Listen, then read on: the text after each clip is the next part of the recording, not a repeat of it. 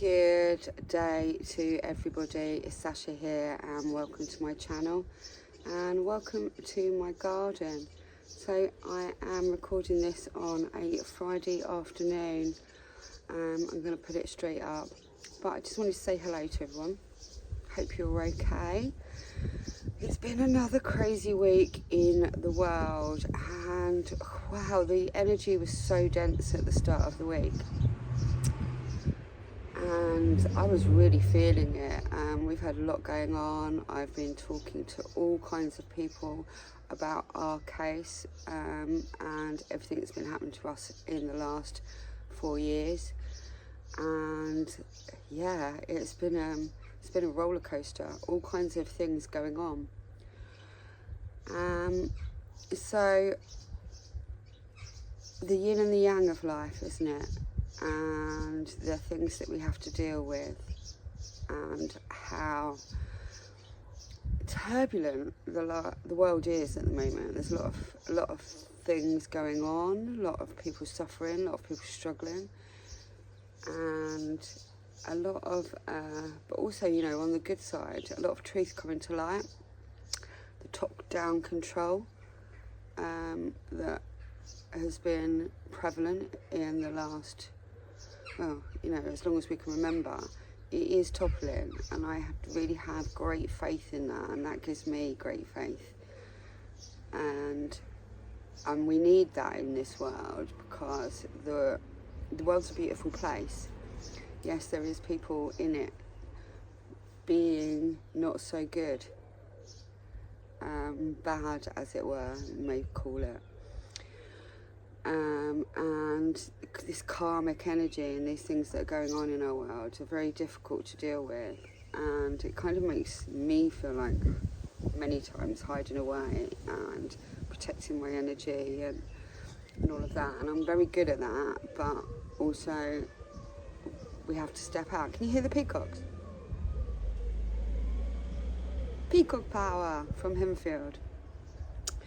So, you know, I'm a great believer in we've got to go through our life with a hero or heroine's mentality, and it be a journey of discovery and of remembering and unravelling and learning. And this journey has taught me more than anything I could possibly imagine.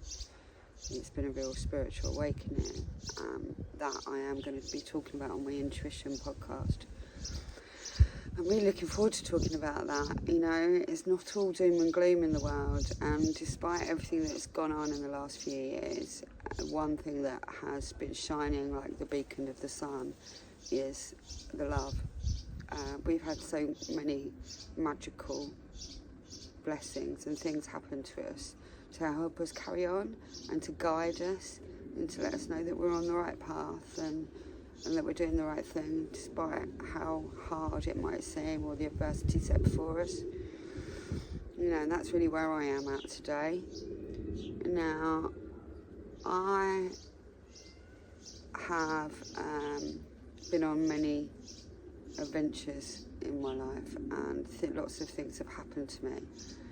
And anybody following me at the moment will have seen that I have mentioned that there is a story coming out about my page 3 life, and it's the first of many. Well, it's the first story after my blog, and I did a blog last July, which was called City Broker to Page 3 Girl, and it was part of my journaling and part of my kind of blogging and putting my truth and my story out. And from that date, a load of things happened, and a load more things come to light, as is often the way when you put out your truth. Anyway, this and that had happened, which I can't actually go into right here, right now, but the truth of a part of my story, a good part of my story of page 3 and my entry into the page 3 world is going to be coming out hopefully in the next 24 hours, if not at the absolute latest by Monday. We will see. and it's really weird. It was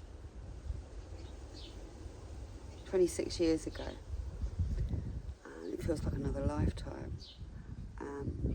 But there's lots of learning in these stories, and that's why I'm doing it.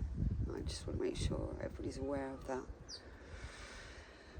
Anyway, so I would like to talk about what's gone on with the Essex case, and I have been wanting to talk openly and honestly about how I feel, about what I think, in the right way. I started to do that on Liquid Bullet, and I have been kind of drawn into a fight. And I don't like fighting. I'm a lover, not a fighter. And I don't like bullying and kind of all this kind of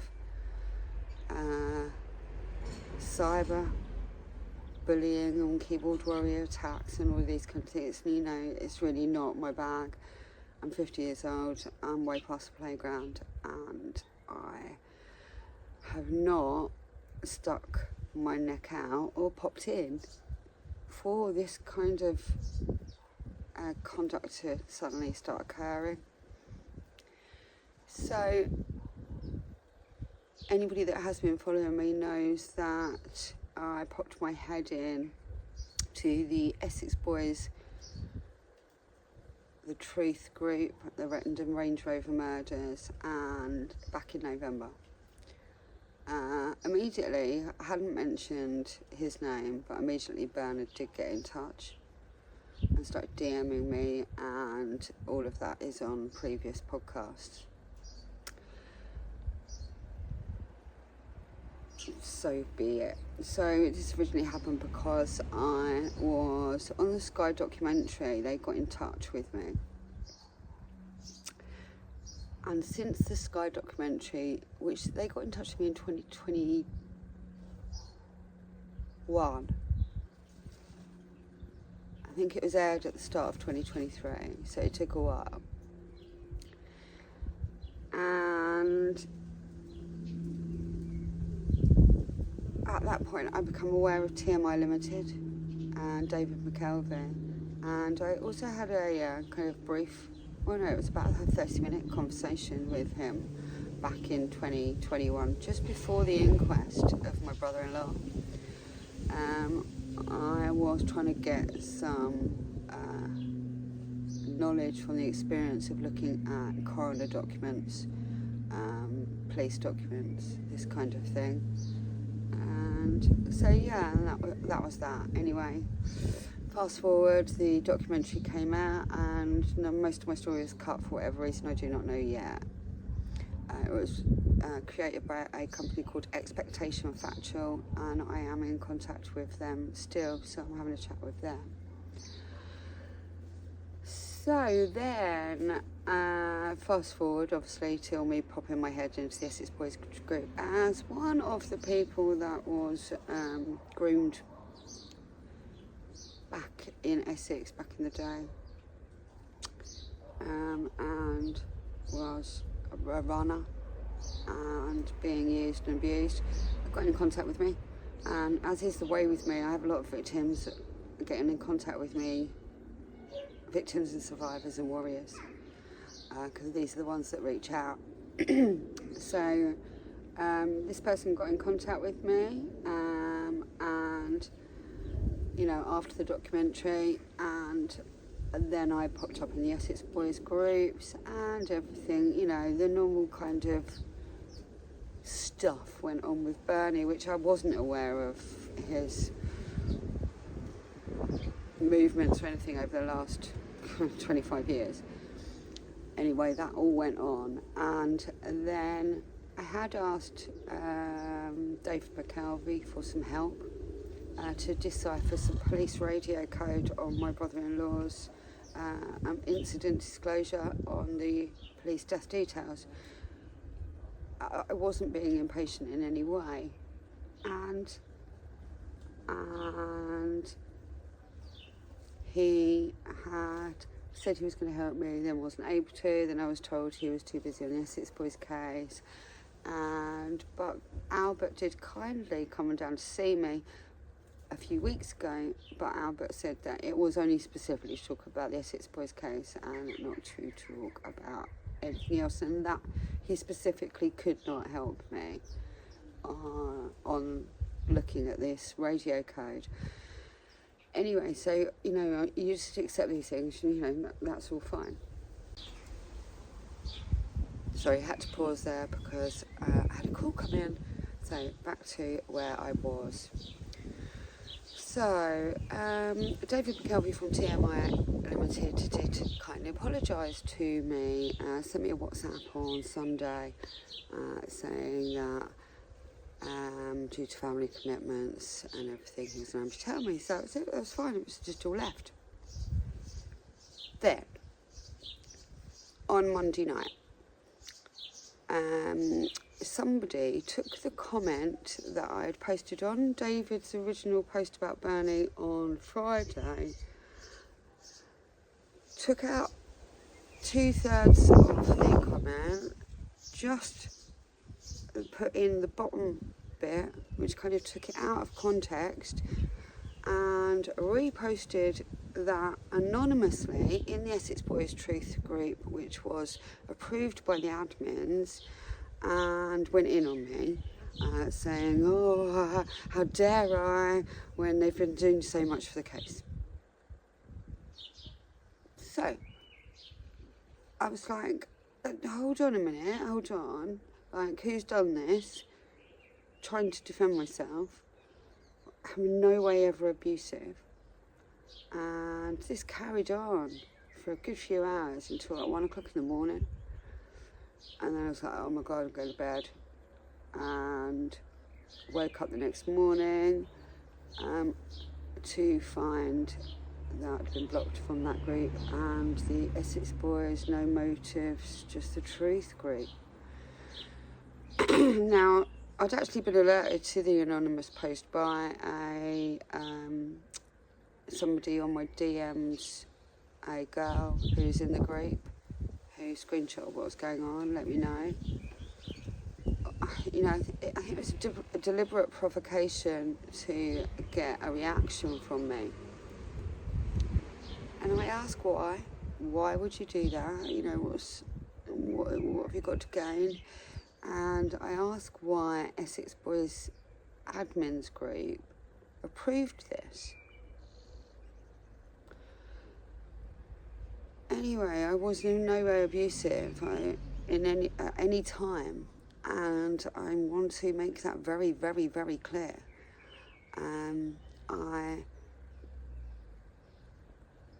did not do anything untoward, wrong, or against the regulations or anything like that. I was actually under attack myself.